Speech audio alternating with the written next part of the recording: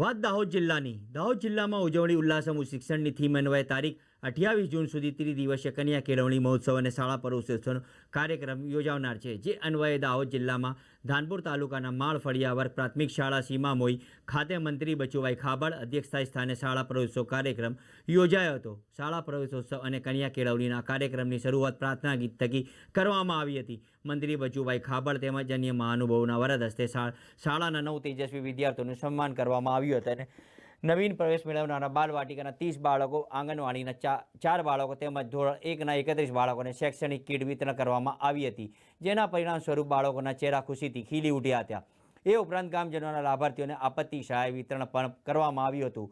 કાર્યક્રમ દરમિયાન શાળાની વિદ્યાર્થીની દ્વારા વિજ્ઞાન અને ટેકનોલોજી વિષય પર વક્તવ્ય આપવામાં આવ્યું હતું. પ્રાસંગિક પ્રવચન આપતા મંત્રીએ કહ્યું હતું કે ગુજરાતના તમામ ગામડાઓના બાળકોને શિક્ષણ સરળતાથી મળી રહે તેવી વ્યવસ્થા ચિંતા સરકારે કરી છે. વાલીઓને સંબોધતા ઉમેર્યું હતું કે આ અવસર સુવર્ણ છે. તમારા બાળકોને એકવાર શાળાના પગથિયા ચડાવો પછી તો ધોરણ 12 સુધીની તમામ વ્યવસ્થા કરી છે.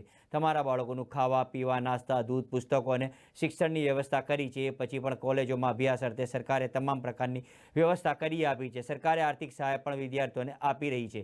વિદ્યાર્થીઓ અને લાભાર્થીઓને વાલીઓને નમો લક્ષ્મી યોજના અને નમો સરસ્વતી યોજના અંગે ધોરણ 9 થી 12 માટે રાજ્ય સરકાર દ્વારા આપવામાં આવનાર આર્થિક સહાય અંગે વિસ્તૃત જાણકારી આપવામાં આવી છે.